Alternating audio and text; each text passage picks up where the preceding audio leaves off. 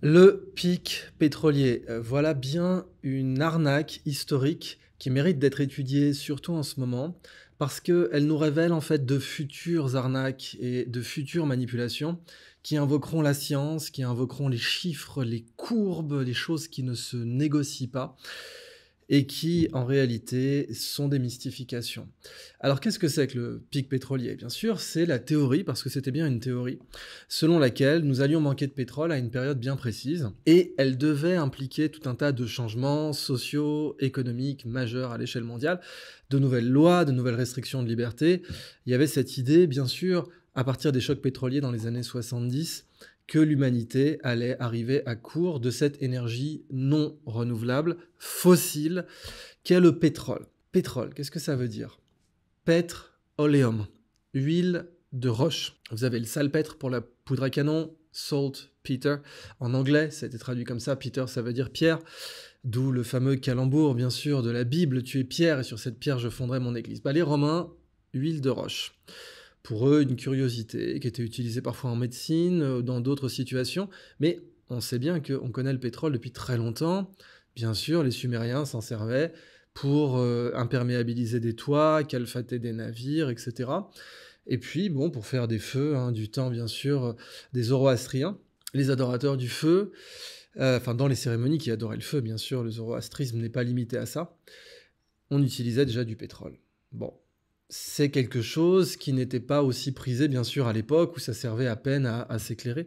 Et puis on aura les lampes à kérosène du temps des Rockefeller, vous savez, hein, le bon vieux deal Standard Oil, c'est-à-dire je vous donne la lampe à pétrole gratuite, mais ensuite c'est avec mon pétrole que je vous recommande de l'utiliser, mon kérosène, qui était déjà un substitut à la graisse de baleine.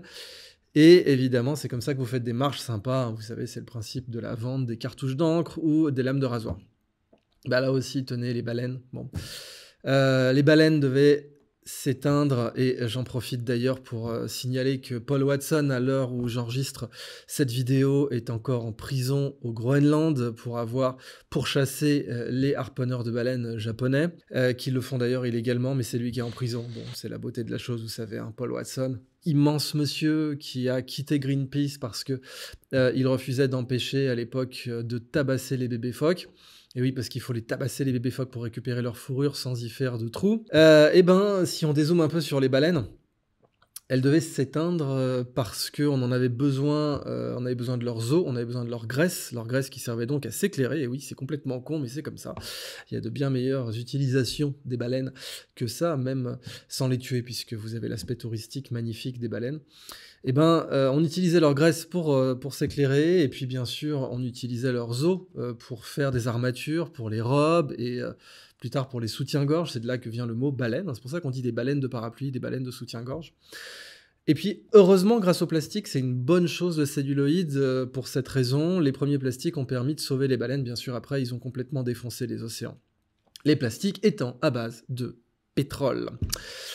Alors, en fait, on n'a pas manqué de pétrole et on n'est pas prêt d'en manquer. Et en réalité, c'est un problème, mais je voulais vraiment revenir sur l'aspect philosophique, épistémologique, science de la connaissance. L'épistémologie, c'est la science des sciences, c'est la reine des sciences. Épistémologie. En un sens, on pourrait même faire de l'épistémologie une science mathématique. Mathemata en grec, ça veut dire la connaissance. La mathématique, comme dit Cédric Villani, en fait, les mathématiques seraient peut-être la science de la connaissance. Pour l'instant, la science de la connaissance, c'est l'épistémologie. C'est la science des sciences. Et l'épistémologie, elle nous permet de voir des aspects de la progression scientifique qui sont complètement erronés. Et c'est le cas pour le pic pétrolier. Alors, pourquoi il n'y a pas eu de pic pétrolier? Pourquoi on manque pas de pétrole? Pourquoi on n'en est pas là? Bah, je voulais revenir sur le fait que, en réalité, quand on parle de modèle, c'est extrêmement important de comprendre ça. Les amateurs parlent de conclusions, les professionnels parlent d'hypothèses. Les amateurs, ils regardent les conclusions d'un modèle, parce qu'ils n'ont pas le temps, ou pas la compétence, ou qu'ils ne savent même pas qu'un modèle est basé sur des hypothèses, ce qui revient donc au fait de ne pas avoir la compétence. L'immense majorité des journalistes sont de cette nature, même et surtout les journalistes qui se prétendent journalistes scientifiques, ne sont pas capables d'aller aux hypothèses des modèles, soit, encore une fois, par incompétence, soit par malhonnêteté. C'est-à-dire que les rares qui seraient éventuellement capables de rentrer dans les hypothèses des modèles veulent, eux, soutenir les conclusions du modèle, parce que c'est ça qui leur fait vendre du chou, c'est ça qui leur fait vendre du papier. Et donc, par malhonnêteté intellectuelle, ils ne vont pas y aller, mais rappelez-vous du rasoir de Hanlon, il ne faut jamais attribuer à la malveillance ce qui peut être attribué à la connerie, ou à tout le moins à l'incompétence.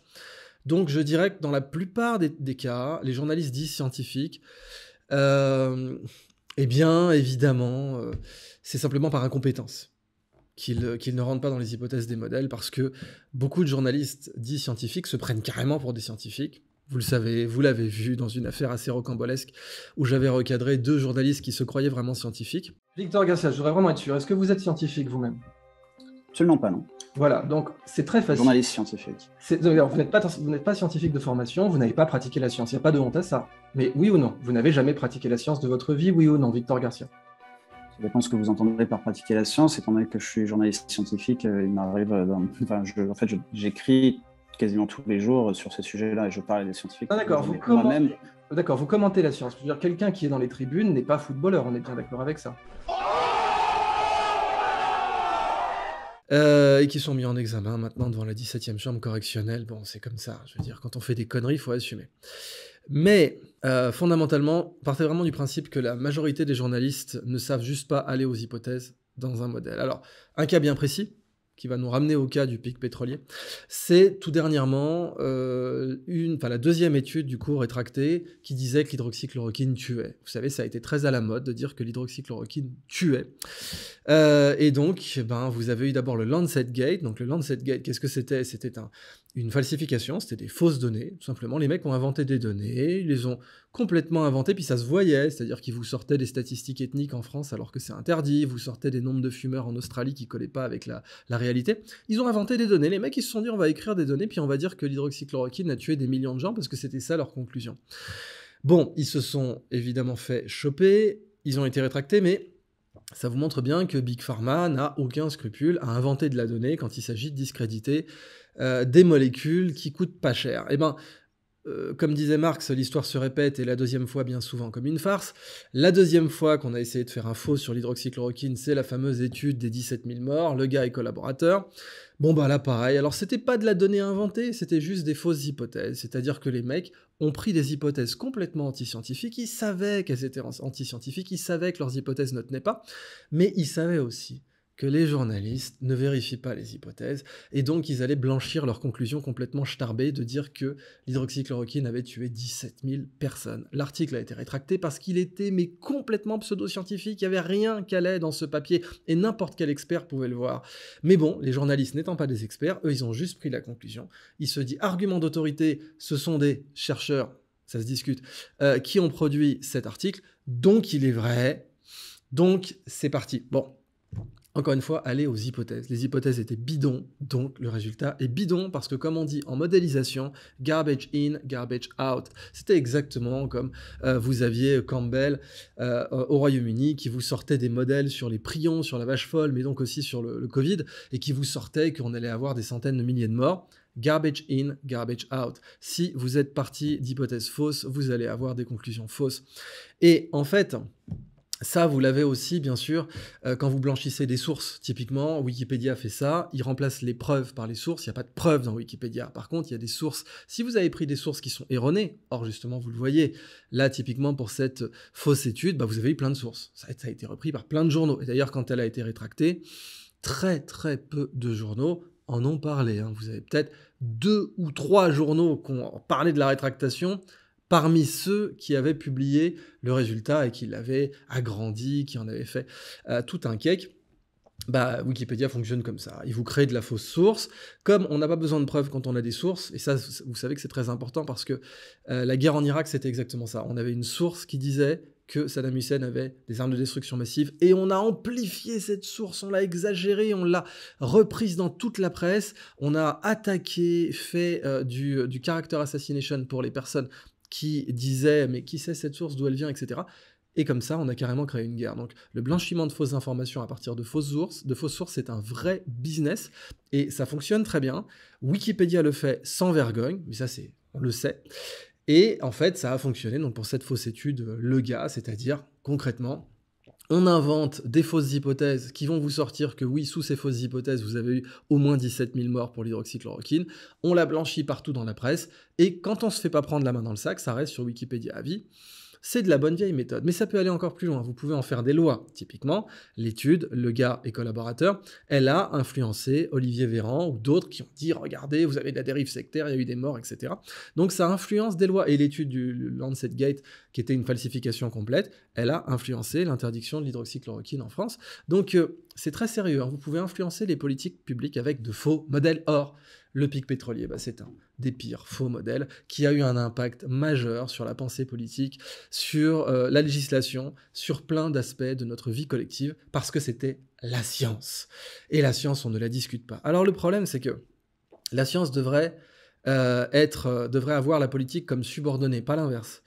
Le problème, c'est qu'en fait, la science est subordonnée à la politique. Les soufis ont un proverbe, le pire des sages est visiteur de princes, mais le meilleur des princes est visiteur de sages. Qu'est-ce que ça veut dire? Ça veut dire que la sagesse ne doit pas être subordonnée au pouvoir. Un sage ne doit pas se vendre au pouvoir. Exemple parfait, Diogène. Quand Alexandre le Grand vient le voir, il lui dit « Écarte-toi de mon soleil », parce que Diogène ne peut être subordonné au pouvoir qu'est Alexandre le Grand. Ça, c'est le meilleur des sages. Et le meilleur des princes, c'est celui qui va voir le sage. Quand Alexandre le Grand était petit, il est allé voir Aristote. Certes, c'était son père qui le lui payait, mais il était humble face à Aristote. Le meilleur des princes est visiteur de sages. Aujourd'hui, on voit bien que c'est le contraire.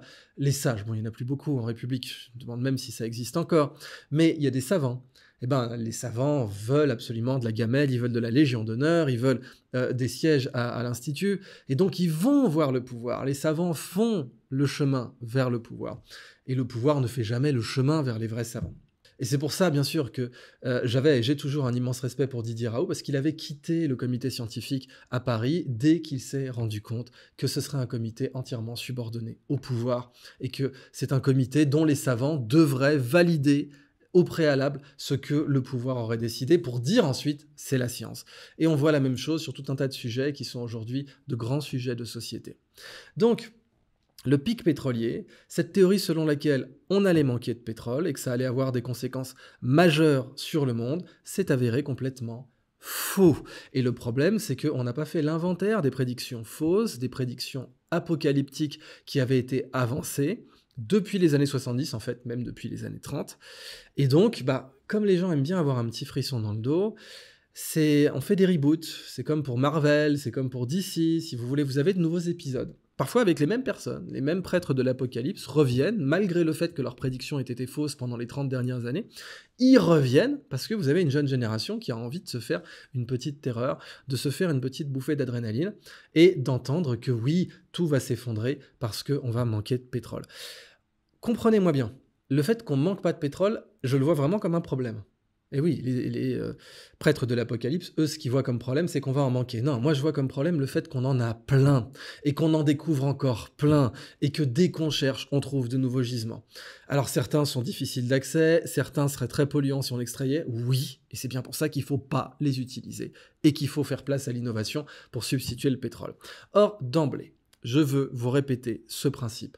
Les amateurs parlent de conclusions, les professionnels parlent d'hypothèses. À chaque fois que vous voyez un modèle blanchi dans la presse, à chaque fois qui vous dit les conclusions, les experts sont formels, 17 000 morts pour l'hydroxychloroquine, qui dit mieux, les experts sont formels, nous allons manquer de pétrole d'ici telle date, telle date, telle date, le niveau des océans sera de temps d'ici telle date, ou même pire, vous allez avoir des gens qui vont mourir à l'équateur, j'ai entendu des trucs comme ça, à telle époque, à telle date, vous allez avoir une telle température à l'équateur que boum, les gens vont mourir ou les oiseaux vont tomber du ciel, vous savez, c'est dans les hadiths musulmans sur l'Apocalypse, les oiseaux tomberont du ciel. Bon, ça c'est bullshit, mais c'est basé sur des hypothèses qui sont bullshit et c'est de là que ça vient. Or, les amateurs parlent que des conclusions et ils les blanchissent dans la presse parce que les conclusions font les gros titres. Mais les professionnels, eux, regardent les hypothèses. Les hypothèses, c'est comme les impôts, ça se déclare. Un modèle doit déclarer ses hypothèses. Problème, la plupart des modèles ne savent même pas sous quelles hypothèses ils travaillent. Parfois, ils font des assumptions, des hypothèses tellement grossières qu'ils ne peuvent pas les déclarer parce que ça serait trop choquant sur le plan scientifique. Pendant très longtemps, par exemple, en neurosciences cognitives, on faisait l'hypothèse que corrélation égalait causation. Voilà, qu'une corrélation était un lien de cause à effet. Alors vous savez que c'est faux. Typiquement, il y a une corrélation entre le fait d'aller manger chez McDonald's et d'avoir une bonne santé cardiaque. C'est pas parce que McDonald's est bon pour la santé, c'est parce que la plupart des gens qui vont chez McDonald's sont inférieurs à la moyenne d'âge. Donc, ils ont un système cardiovasculaire meilleur. Corrélation lien de cause à effet. Pas forcément équivalent. De la même façon que, par exemple, une source n'est pas forcément une preuve, et très majoritairement les sources ne sont pas des preuves, eh bien, très majoritairement, les corrélations ne sont pas des liens de cause à effet. Eh bien, pourtant, c'était une hypothèse, c'est une hypothèse qu'on fait toujours, essentiellement en neurosciences cognitives, quand on fait de la neuroimagerie. On se dit, tiens, il y a une zone qui s'active, eh ben donc, c'est qu'il y a un lien de cause à effet, alors que tout ce qu'on voit, c'est une corrélation. Eh bien, là, vous avez parfois des hypothèses qui sont complètement what the fuck, et on vous les déclare pas. Eh bien, si vous voulez faire de l'autodéfense intellectuelle et vous protéger quand on vous sort un modèle qui vous prévoit l'apocalypse pour telle date, demandez les hypothèses, sous quelles hypothèses tu travailles. Maintenant, quand on parle de collapsologie, et oui, moi j'en faisais avant que ce soit cool, d'ailleurs j'avais beaucoup présenté les travaux de Michael Ruppert à l'époque en France, qui est un des collapsologues contemporains. Michael Ruppert, une personne très intéressante, qui a écrit un énorme pavé sur le 11 septembre, Crossing the Rubicon, un livre très intéressant. Il a écrit un autre livre, Confronting Collapse, qui est issu d'interviews. Malheureusement, il s'est trompé, et Michael Ruppert, le pauvre, s'est donné la mort. Mais il est cité dans notamment The Big Short, où, alors c'est pas son nom qu'on cite, mais vous avez le personnage qui est joué par Brad Pitt, qui en fait reprend des thèmes de Michael Ruppert.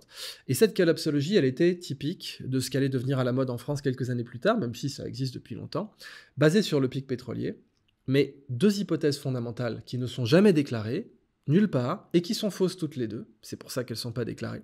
Les deux hypothèses de la collapsologie hydrocarbures, de la collapsologie pétrole sont, petit 1, le pétrole est insubstituable. Notre civilisation n'a aucun substitut physique pour le pétrole, il n'en existe pas, et il n'en existera jamais, c'est une loi de la physique. Et petit 2, nous allons manquer de pétrole. Bon, ces deux hypothèses sont fausses. Et c'est encore une fois pour ça qu'elles ne sont pas déclarées en collapsologie hydrocarbures, parce qu'elles sont fausses toutes les deux. Petit 1, le pétrole est insubstituable.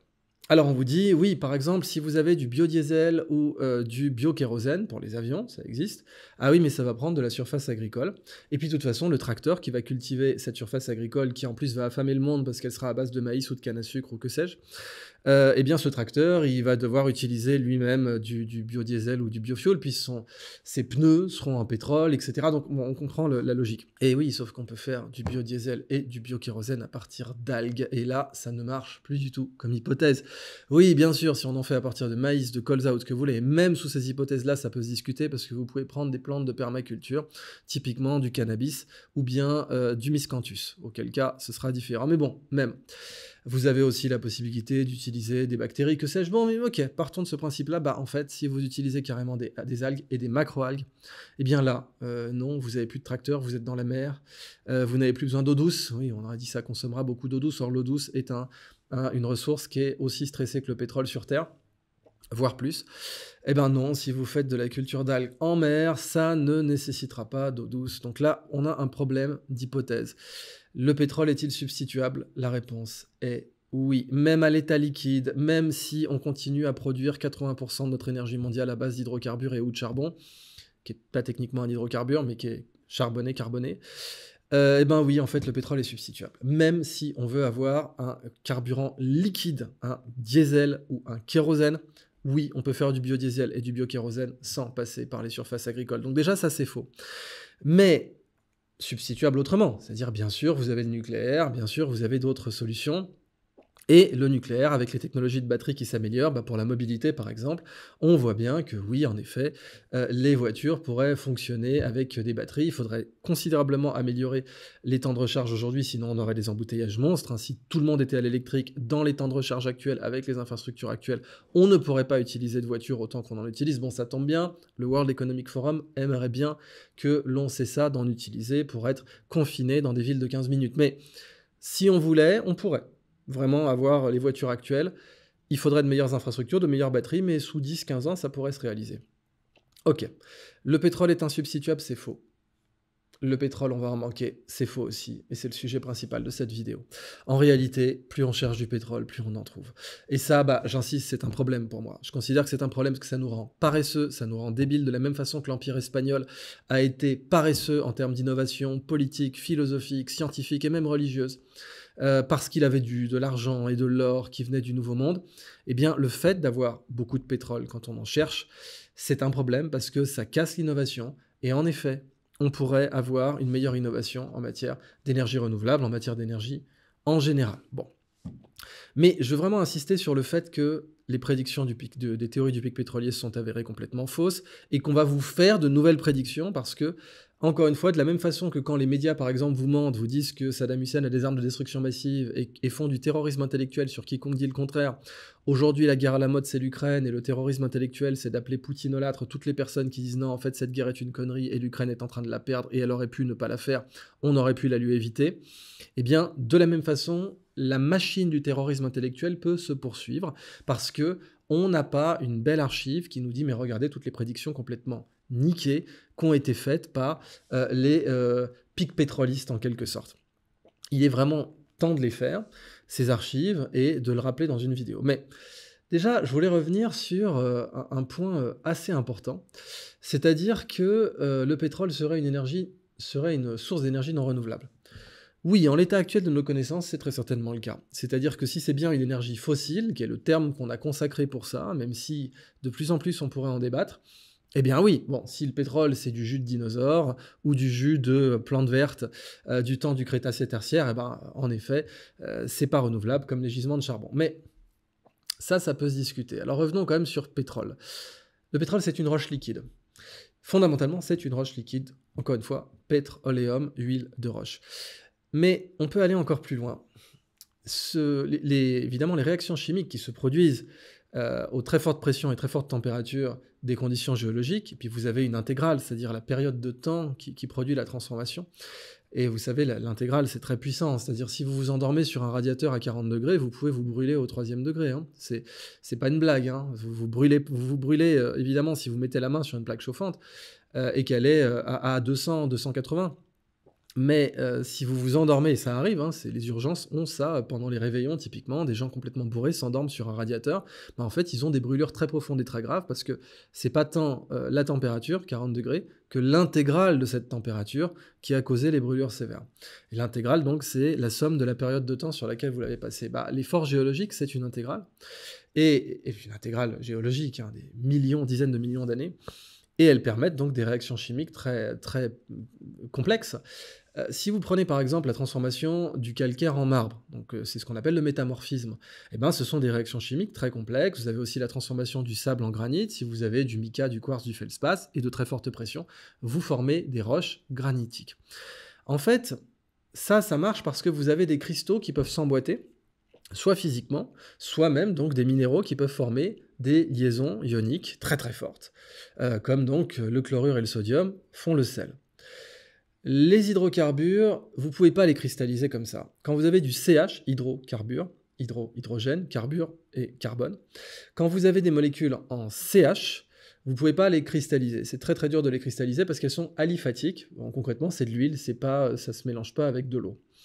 Même à très forte pression, ça va rester liquide. Et c'est comme ça que vous avez du pétrole. Si vous avez du carbone pur, par exemple du charbon, là, ça peut vous donner du diamant. Parce que là, il n'y a pas le H. Donc là, vous pouvez transformer le graphite, enfin le charbon, puis le graphite. Donc le graphite, ce sont des feuilles de carbone pur.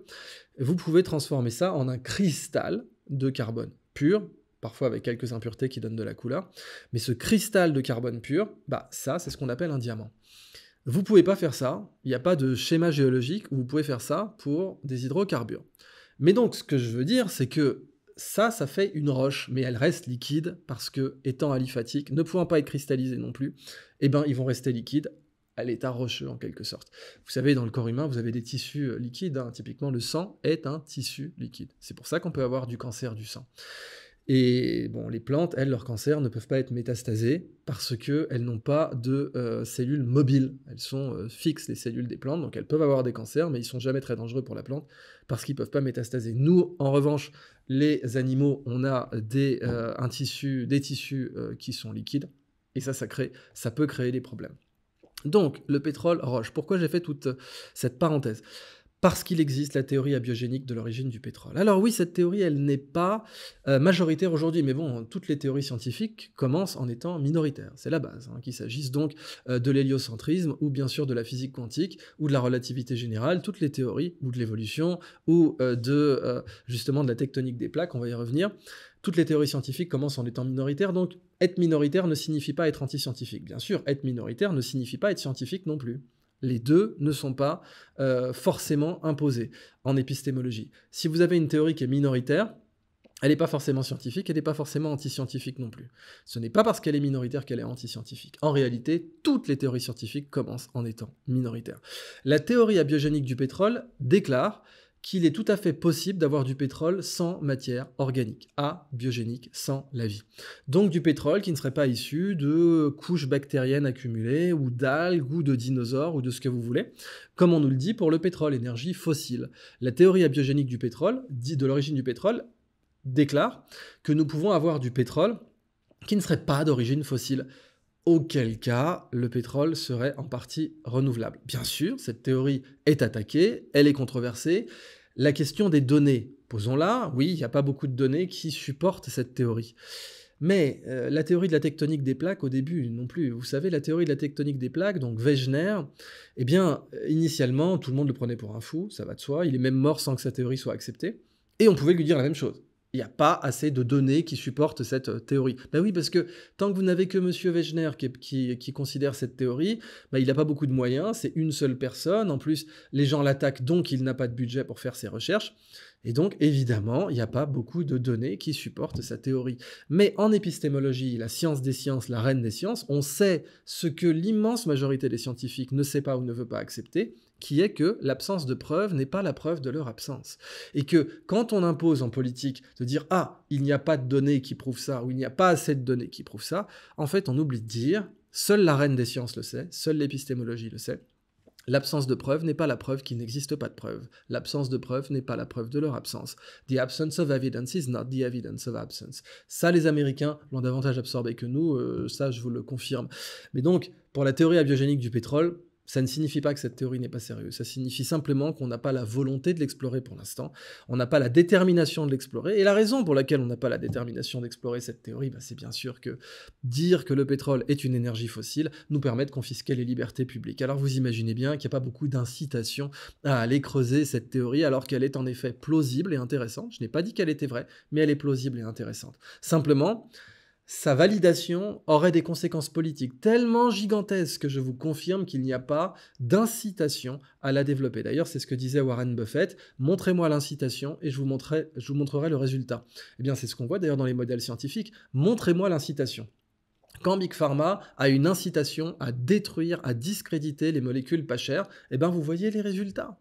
C'est aussi simple que cela. Et en politique, c'est la même chose, mais aussi en géologie, en climatologie. C'est pour ça que vous avez autant de géologues qui sont très très sceptiques sur certaines conclusions du GIEC, parce que montrez-moi l'incitation, je vous montrerai le résultat. Aujourd'hui, la science est politisée, parce que la science permet d'avoir des conclusions péremptoires, permet de court-circuiter la démocratie, permet de court-circuiter les parlements. Donc c'est très intéressant d'instrumentaliser politiquement la science.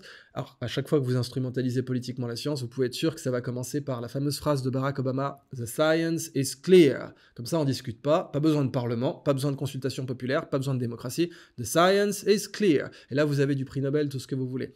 À chaque fois que la science est politisée, vous pouvez être sûr que le discours commencera comme celui-là, le fameux « The science is clear », qui permet de court-circuiter absolument tout débat.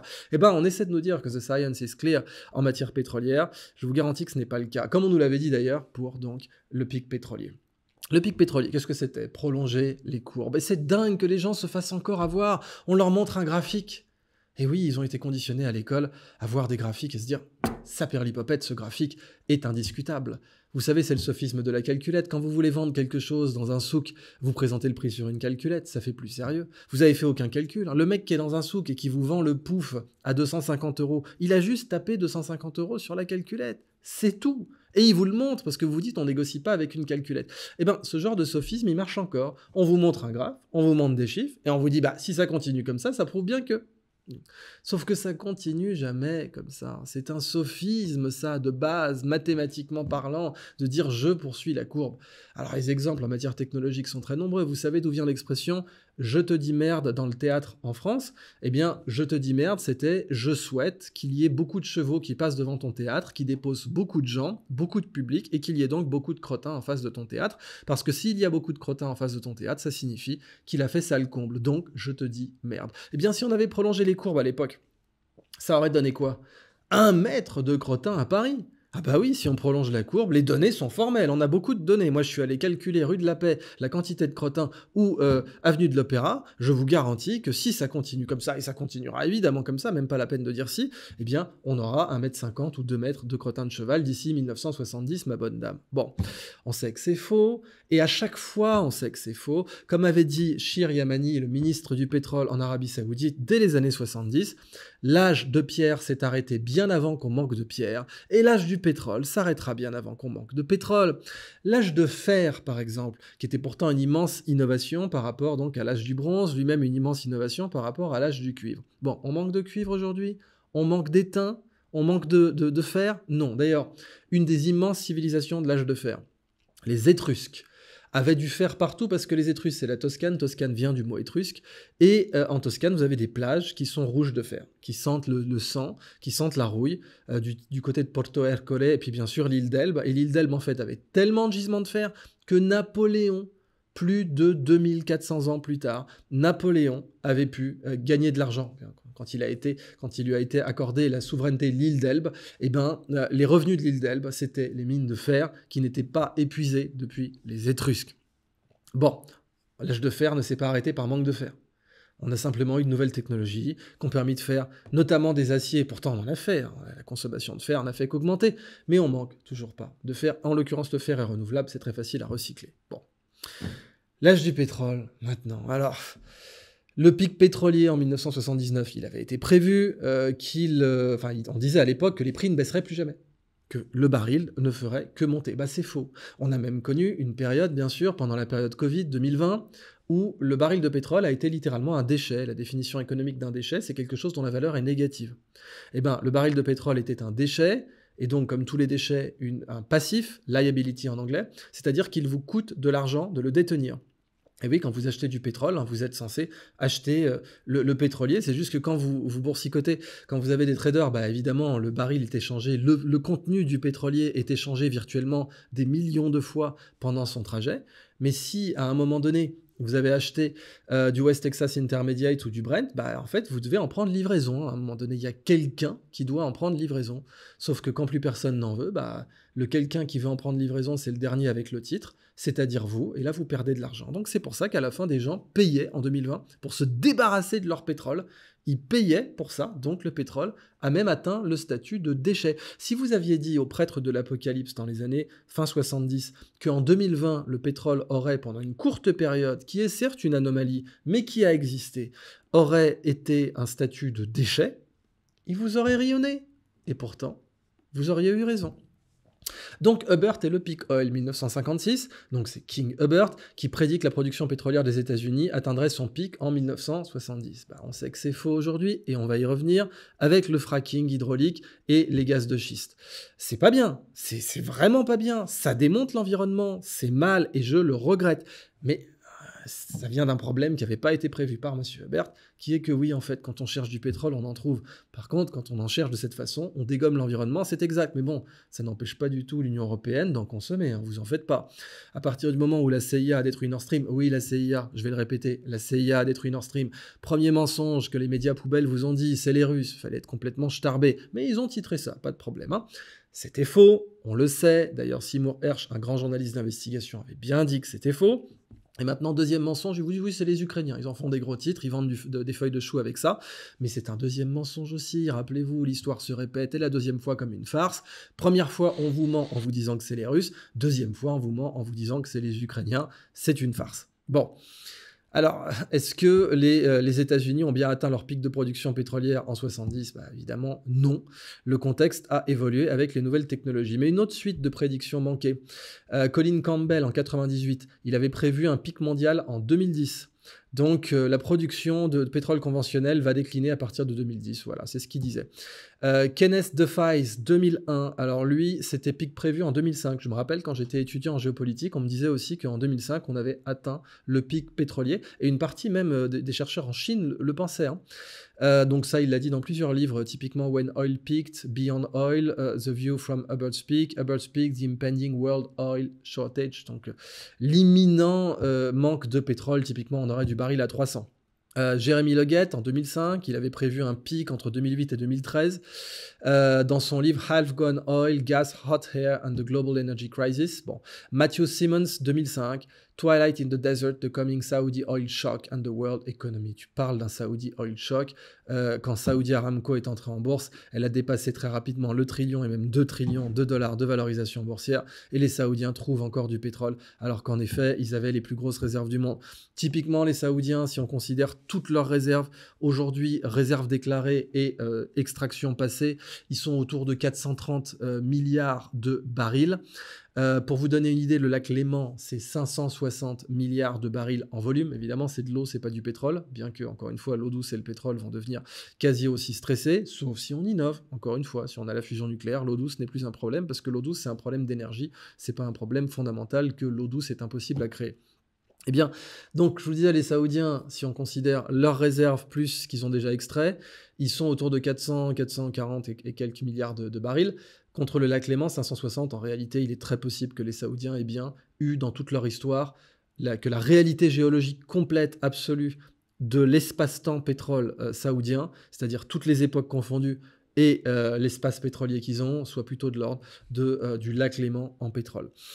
Donc, aucune des prédictions que je vous ai données ne s'est réalisée. Hein. On peut aussi citer The Economist, qui en 2003 nous faisait la fin de l'âge du pétrole, bien entendu, et puis en 2022, bah non, en fait, Power Play, donc nouvelle couverture de The Economist, Power Play, The New Age of Energy and Security.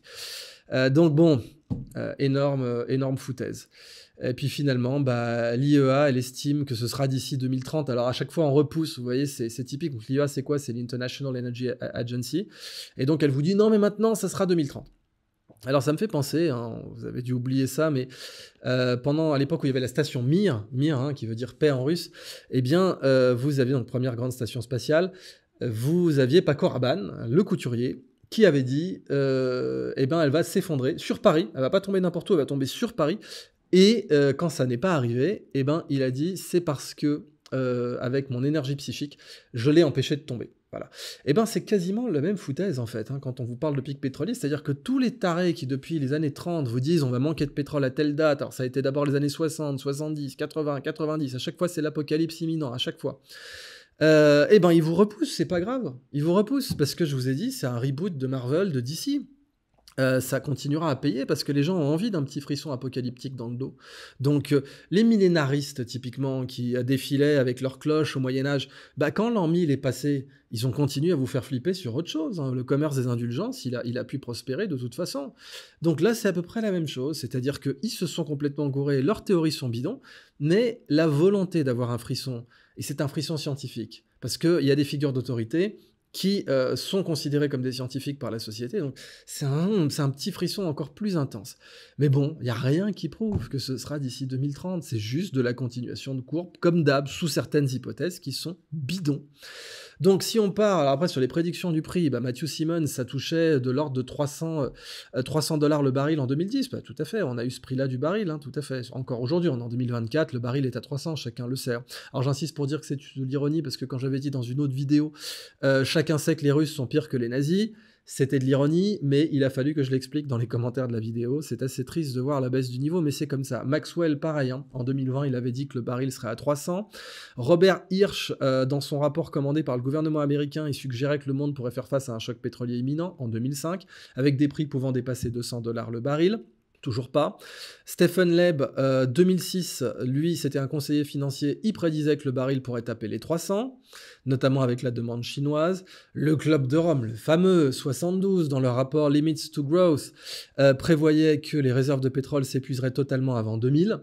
Ça y est, c'est fini, puis là, on est à l'os, hein, puisque le pétrole est insubstituable, je vous le rappelle, autre hypothèse complètement fausse, mais qui est évidente pour le Club de Rome, entraînant une crise énergétique majeure. Richard Duncan, en 96, dans sa théorie Olduvai, et oui, c'est une théorie qui mérite d'être étudiée pour montrer à quel point elle est fausse, mais il est intéressant de l'étudier. Richard Duncan, 96, prévoyait un effondrement de la civilisation industrielle dû à la fin imminente du pétrole.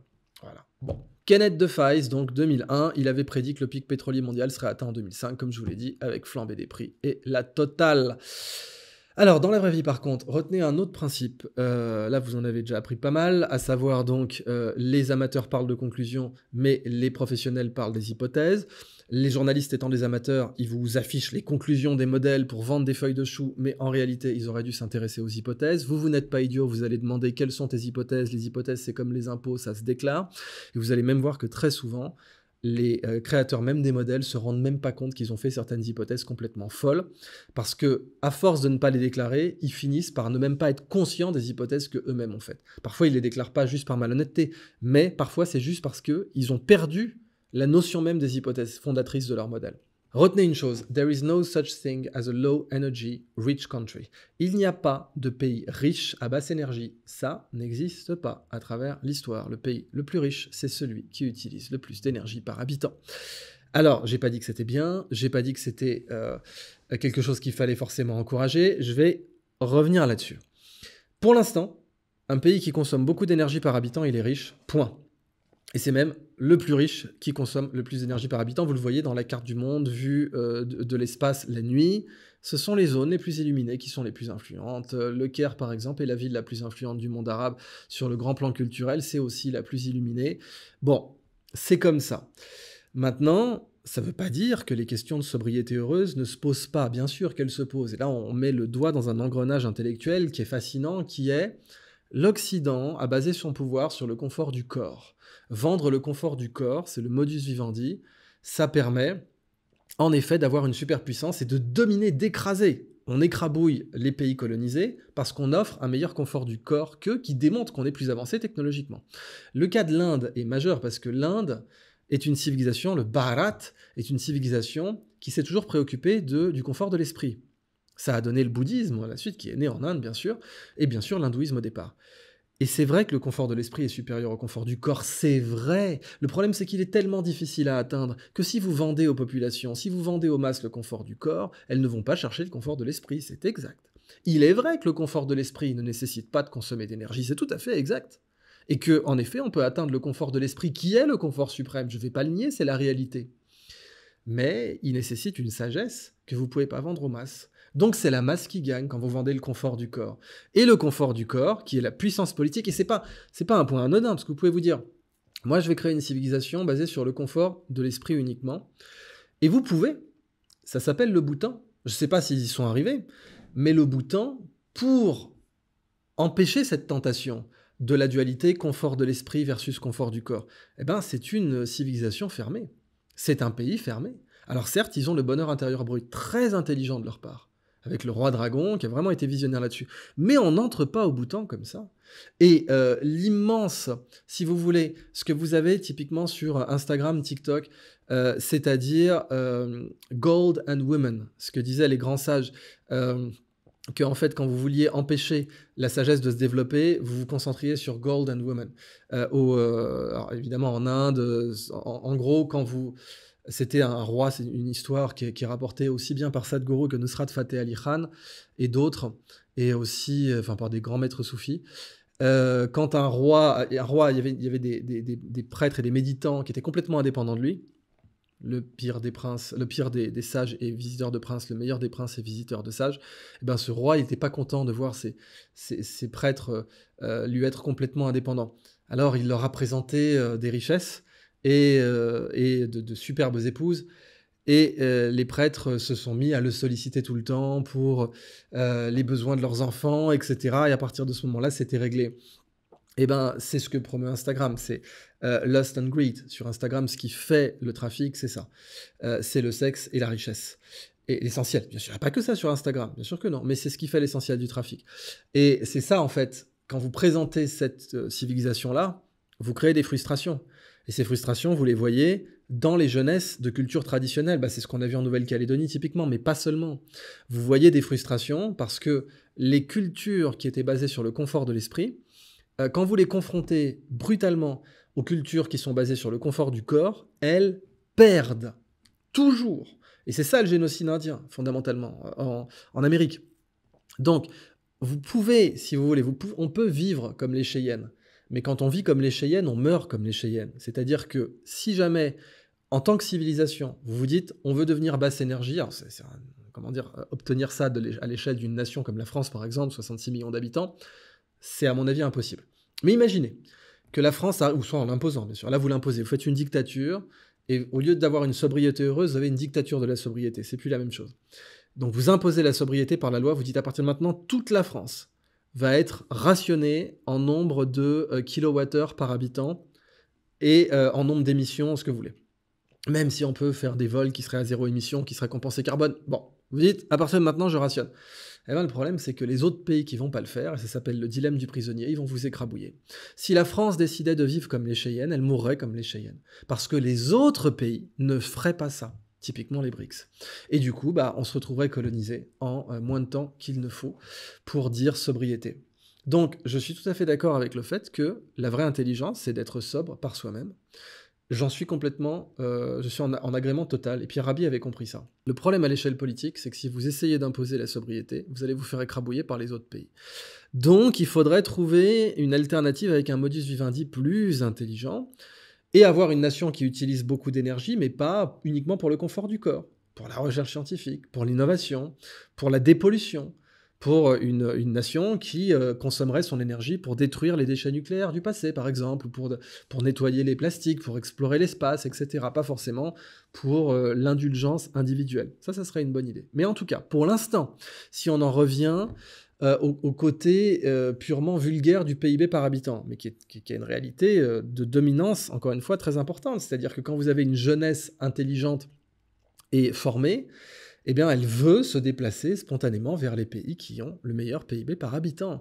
Et donc, il n'y a pas de pays qui a un PIB par habitant élevé et qui n'a pas une consommation énergétique par habitant élevée. Vous allez me dire, c'est une corrélation? Non, là, en l'occurrence, on a prouvé le lien de cause à effet. Tout part du prix de l'énergie. Et le prix de l'énergie, il part du prix de la connaissance. Pour avoir une énergie pas chère, il faut avoir de la connaissance pas chère. Et évidemment, on aurait une énergie la moins chère de l'histoire de l'humanité si on avait mis au point la fusion nucléaire. Donc, le facteur limitant, c'est la connaissance. Ça, c'est quelque chose sur lequel je veux vraiment insister. Sans la connaissance, le pétrole ne vaut rien, puisque les Sumériens l'utilisaient pour calfater les navires, etc. Harold G. Barnett et Chandler Morse, ça j'aime beaucoup leur théorie, en 63, ils nous disent, donc dès 63, retenez bien ça, c'est pas nouveau. La notion d'une limite absolue à la disponibilité des ressources naturelles est intenable quand la définition de ressources change de manière drastique et imprévisible au cours du temps. C'est ça la réalité. La chaoticité épistémologique. La chaoticité épistémologique. L'introduction de nouvelles connaissances dans la société crée des comportements chaotiques dans l'évolution de cette dernière. La société évolue de façon complètement imprévisible quand elle est soumise à de nouvelles connaissances. L'apparition de l'écriture, l'apparition de l'imprimerie, l'apparition du moteur à vapeur, l'apparition du moteur à explosion, l'apparition d'Internet. Il est complètement impossible. Et l'apparition de l'intelligence artificielle aujourd'hui. Il est impossible de prédire la façon dont la société va évoluer. Mais les prêtres de l'Apocalypse, eux, ils aiment bien prolonger les courbes, parce que c'est le sophisme de la calculette. Je l'ai écrit sur un écran à cristaux liquides de calculette, donc ce prix de 250 € pour un pouf, et tu ne peux pas le négocier. On négocie pas avec une calculette. J'ai écrit sur ce beau graphique que je vous montre sur un PowerPoint que nous allions manquer de tout à telle date et qu'il fallait donc impérativement confisquer tout, limiter les libertés publiques sans passer par le Parlement, sans passer par un vote populaire. Le peuple n'est pas souverain, c'est la science qui est souveraine, et c'est moi qui vous le montre parce que je maîtrise la science avec mon graphique. Eh ben, c'est faux. Prolonger une courbe, ce n'est pas faire de la science, et on le sait depuis tellement longtemps, que j'arrive même pas à croire qu'on s'y fasse encore prendre, mais c'est comme ça. Donc ça, c'était Harold Barnett, Chandler Morse dans Scarcity and Growth, The Economics of Natural Resource Availability. La connaissance débouche sur l'innovation. Exemple, la géographe Sylvie Brunel, en 2019, les ressources ne sont pas un stock, elles sont un flux illimité issu de la capacité unique de l'espèce humaine à capitaliser les connaissances acquises et à innover en permanence. Oui, merci.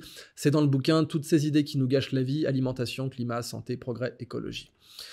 Il y a aussi le pari perdu de Paul Ehrlich. Vous savez, en 1980, Julian Simon a parié avec Paul Ehrlich que le prix des 5 métaux les plus demandés à l'époque baisserait au cours des 10 prochaines années. Et ben, il a gagné. Et oui, on parlait de peak everything à l'époque. Bien sûr, on va avoir peak oil, et bien sûr, ensuite, on aura peak everything. Toutes les ressources vont s'épuiser. Donc, en 90, Simon a gagné son pari, le prix des métaux ayant effectivement baissé. The Ultimate Resource, la connaissance, ça c'est le livre de Julian Simon. L'innovation technologique, comme le montre l'histoire, a continuellement repoussé les limites des ressources disponibles, rendant les prédictions de pénurie, y compris le pic pétrolier, non fondées. Alors en général, quand les prêtres de l'Apocalypse veulent complètement disqualifier ça, ils vous disent oh, c'est du technologisme, c'est du positivisme technologique, mais il n'y a pas d'argument, il n'y a pas de mesure, il n'y a pas... Là, vous avez vraiment des faits historiques qui le démontrent. On ne peut pas parler de technologisme et mettre un isme et le disqualifier juste en ayant collé un isme pour le disqualifier, ça ne marche pas comme ça. Vous avez l'indice de l'abondance maintenant d'ailleurs, Simon Abundance Index. Eric Zimmerman, ça j'aime beaucoup, son concept de resourcefulness. Resources are not, they become. On ne naît pas ressource, on le devient. D'après Simone de Beauvoir, bien sûr, on ne naît pas femme, on le devient, qui était une observation très intéressante et radicale à l'époque, mais qui a donné bien sûr les excès qu'on connaît avec Judith Butler et ses théories complètement pseudo-scientifiques aujourd'hui, dont on voit bien l'aboutissement. Mais on ne naît pas ressource, on le devient, c'est exact. Le pétrole n'est pas une ressource au début. Il est une ressource que quand il y a un besoin. Tant qu'il dort sous la terre, il n'est pas une ressource. Il devient une ressource quand il y a un intérêt à l'utiliser. Cet intérêt vient de la connaissance. Il faut le moteur à explosion pour que le pétrole soit intéressant à la grande échelle industrielle. On ne naît pas ressource, on le devient. L'aluminium, ça valait, à une époque, ça valait pas grand-chose, on ne savait même pas que ça existait. La bauxite, ensuite, ça s'est mis à valoir très cher. L'aluminium était plus précieux que l'or. Et puis ensuite, évidemment, grâce à la connaissance, on a pu en faire baisser le prix. Si on avait dit du temps d'Abraham Lincoln ou de Napoléon III, donc du temps d'Abraham Lincoln, on avait des lingots d'aluminium dans le trésor national US, le pyramidion du Washington Monument était couvert d'aluminium, pas d'or, et Napoléon III, contemporain d'Abraham Lincoln, eh bien lui, il réservait les couverts en aluminium aux autres de marque, typiquement la reine Victoria. Les autres avaient les couverts en or, c'était vulgaire. Si vous leur aviez dit qu'un jour on emballerait une cuisse de poulet dans une feuille de papier alu, ils se seraient marrés. Eh ben, c'est ce qui se passe aujourd'hui. Et bien sûr, l'aluminium est infiniment recyclable. Donc les ressources ne sont pas fixes, mais plutôt définies par la capacité humaine à les exploiter de manière innovante. Les ressources sont ce que l'homme fait d'elles, soulignant que les matériaux autrefois inutilisables deviennent des ressources précieuses grâce à l'innovation. Les peurs liées au pic pétrolier ignorent le potentiel illimité de transformation des ressources par l'ingéniosité humaine, comme l'a montré l'évolution des techniques d'extraction. Les moteurs modernes sont aussi environ 25% plus efficaces qu'il y a 20 ans, en grande partie grâce aux améliorations technologiques continues dans le domaine des transports. Et oui, les voitures américaines, elles consommaient à max. Pourquoi ? Parce que les Américains avaient du pétrole pas cher. Dès qu'ils ont commencé à avoir un prix du pétrole qui grimpe, ils ont développé des voitures hybrides ou des voitures plus performantes. Ils ont aussi amélioré les performances d'ailleurs des boîtes automatiques. À l'époque, les boîtes automatiques consommaient clairement plus. Aujourd'hui, non. Et oui, c'est encore l'innovation, cette bonne vieille innovation qu'il ne faut pas sous-estimée. Elle amène aussi d'ailleurs des technologies de rupture, typiquement la fracturation hydraulique et les forages horizontaux qui ont repoussé les limites du peak oil. La fracturation hydraulique a doublé la production de pétrole aux États-Unis de 5 à 10 millions de barils par jour entre 2005 et 2015. C'est une mauvaise chose, j'insiste. Mais bon, ça avait été identifié par Dick Cheney. Et oui, Dick Cheney, le coquinou, il avait fait une Energy Task Force et il avait identifié le futur du pétrole aux États-Unis. Il s'était rendu compte que les États-Unis pourraient être indépendants en matière de pétrole et même exportateurs en matière de... Ce qui était fou, hein, considéré comme fou par les prêtres de l'Apocalypse. Les États-Unis sont exportateurs de pétrole. Nous, les bonnes poires en Europe, on l'achète parce qu'on est des débiles soumis et qu'on est l'Empire américain d'Orient. Donc, on exploite le pétrole qui vient de Rome, de Washington, et qui démontent l'environnement. En l'occurrence, c'est l'environnement américain, c'est leur problème.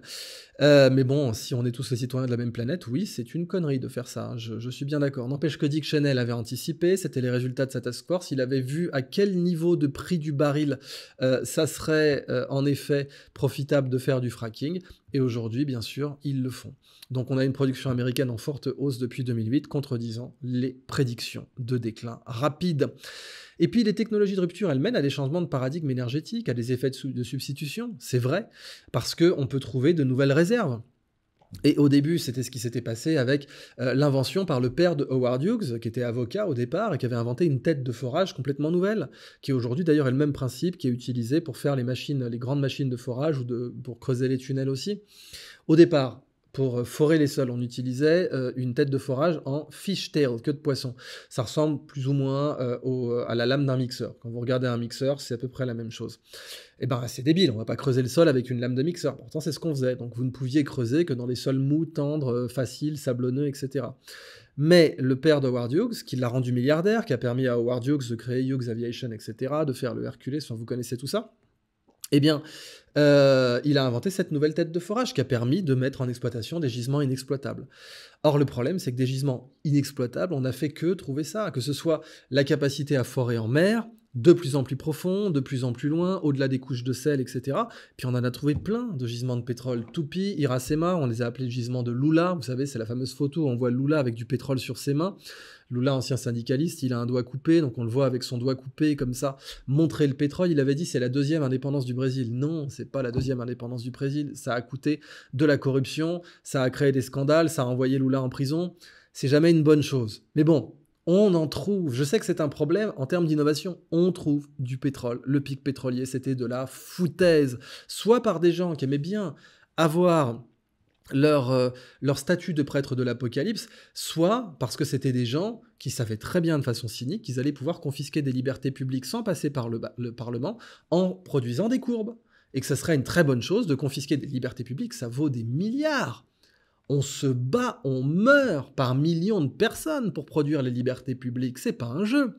Confisquer les libertés publiques, c'est plus grave que de confisquer des lingots d'or. Eh bien, vous avez des prêtres de l'Apocalypse qui se disent si je fais un modèle bidon, je vais pouvoir confisquer des libertés. Quand Campbell il fait des modèles bidons sur le Covid, il dit je vais pouvoir enfermer tout le monde parce que j'ai fait un modèle qui dit qu'il va y avoir 300 millions de morts.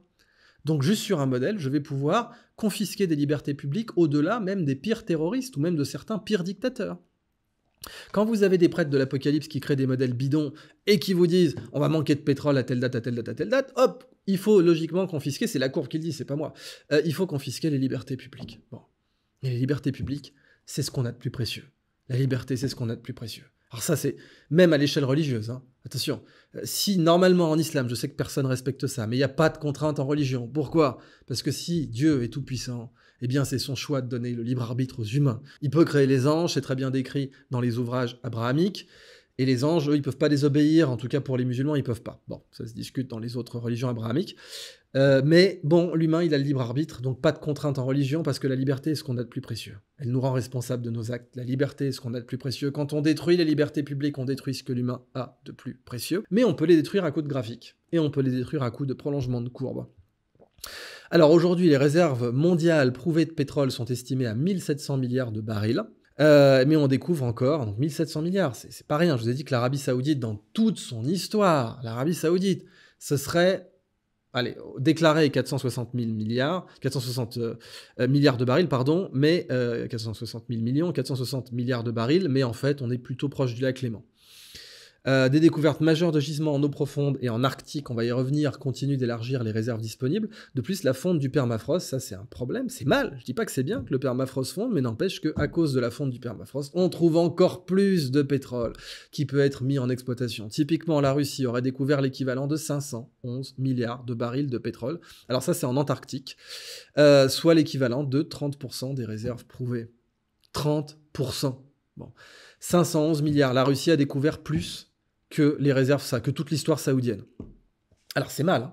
J'insiste, c'est mal. C'est mal pourquoi ? D'abord, l'Antarctique, vaut mieux pas y toucher. On va commencer par là. C'est un World Park. Ça, c'est un concours de circonstances.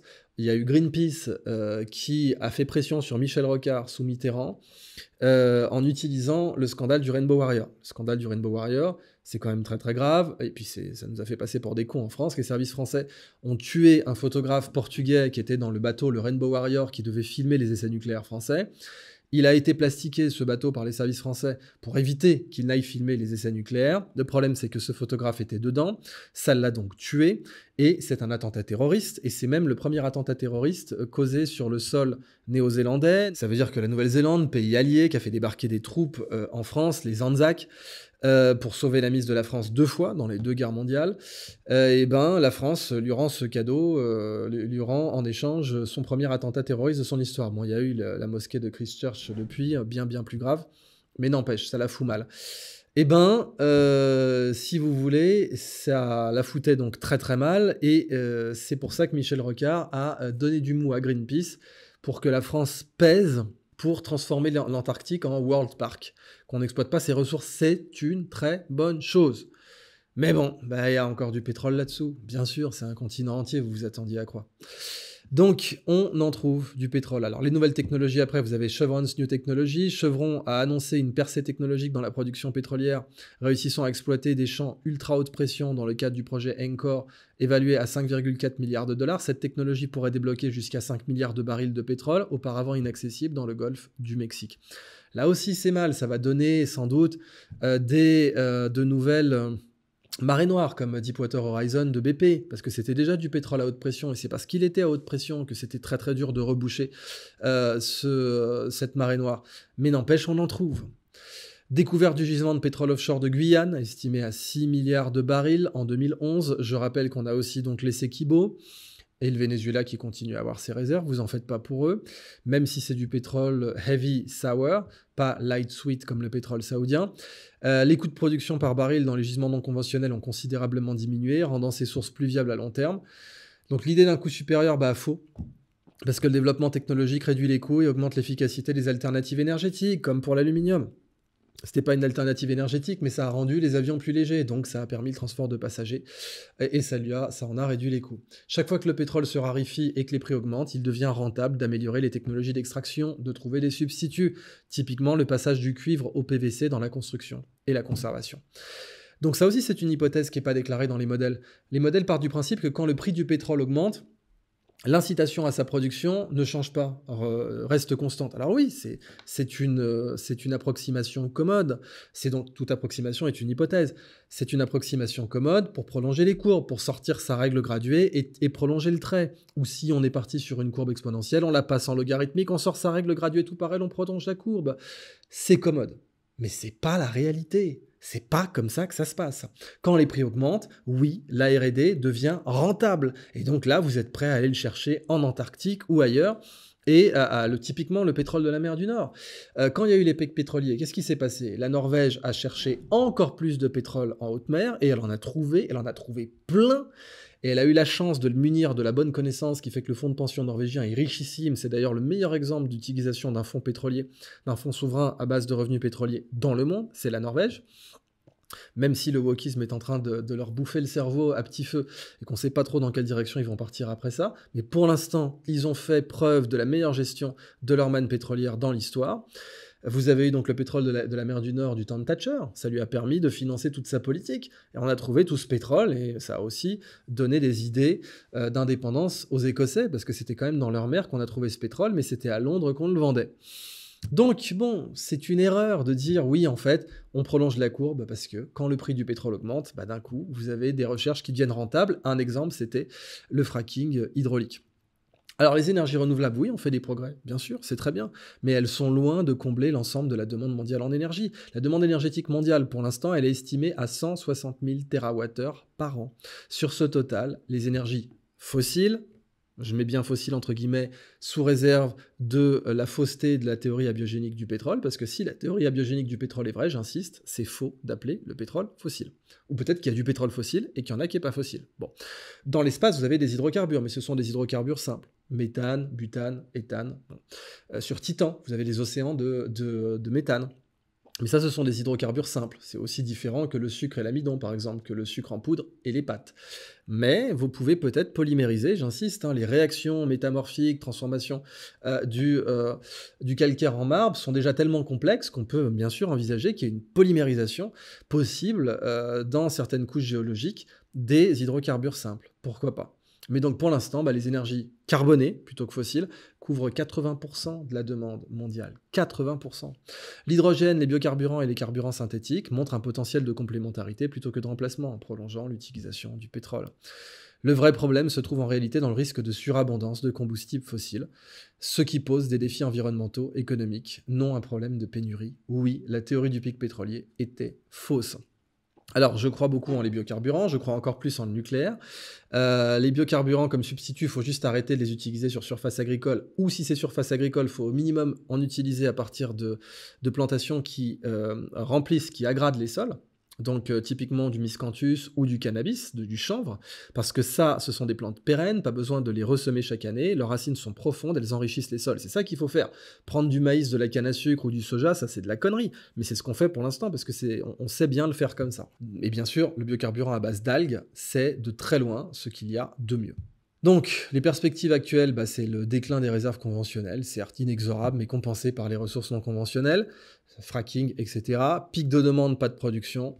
En définitive, le peak oil était donc de la foutaise. Je peux pas vous le dire autrement. Donc, la conclusion, c'est que vraiment, on aura de nouveaux prophètes de l'apocalypse sur d'autres choses, parce que ça rend puissant et ça vous permet de faire une escroquerie politique. Et l'escroquerie politique, c'est « the science is clear », donc pas besoin d'aller au Parlement. D'ailleurs, Barack Obama, il dit ça devant le Parlement, pour leur dire « hey, voilà, alignez-vous sur ce que je vous dis, puisque the science is clear ». Donc voilà, il vient acter un coup d'État pseudo-scientifique. Et en fait, les prophètes de l'Apocalypse vont pouvoir enchaîner les coups d'État pseudo-scientifiques. On le voit déjà d'ailleurs au Danemark, mais on voit aussi les confiscations de terrain au Danemark, 75 € par tête de bétail et par an, à cause des rots de vaches, oui tout à fait. Vous avez maintenant donc des confiscations de terrain en Hollande. Et quand les agriculteurs manifestent parce qu'on confisque leur terrain, on dit qu'ils sont d'extrême droite. Comme ça, c'est réglé, ils ne pourront pas être crédibles. Et ça va continuer. En fait, les escroqueries, les arnaques politiques pseudo-scientifiques, sur base pseudo-scientifique, elles vont continuer. On va vous sortir des conclusions. La presse sera très contente de blanchir ces conclusions, parce qu'elle ne vous parlera même pas de l'existence des hypothèses. Bah oui, vous en parlez. Qui savait? Oui, qui s'était posé cette question dans le grand public? D'où viennent les hypothèses? Quelles sont-elles? Par exemple, l'hypothèse selon laquelle vous n'avez pas de changement l'initiative, les incitations à la production sont invariantes vis-à-vis de la hausse des prix du pétrole. Allez, hypothèse débile, mais qui est à la base de tous les modèles pétroliers. Les incitations sont essentiellement invariantes face à la hausse des prix du baril. Bon, hypothèse fausse. Bah, qui a déclaré cette hypothèse? Qui sait même qu'elle existe? Parce que parfois, les gens la font sans même la déclarer, sans même savoir qu'ils l'ont faite. J'insiste, c'est le plus important. Ils savent même pas qu'ils ont fait cette hypothèse. Donc il faut dépioter l'hypothèse, faire une analyse, faire un audit des modèles. Mais la presse, elle va vous blanchir les conclusions. Et en blanchissant les conclusions, elle va confisquer les libertés publiques, elle va assassiner la démocratie, elle va détruire ce que nous avons de plus précieux, notre liberté. Alors oui, le pic pétrolier, fallait en parler, parce que c'est une étude de cas parfaite.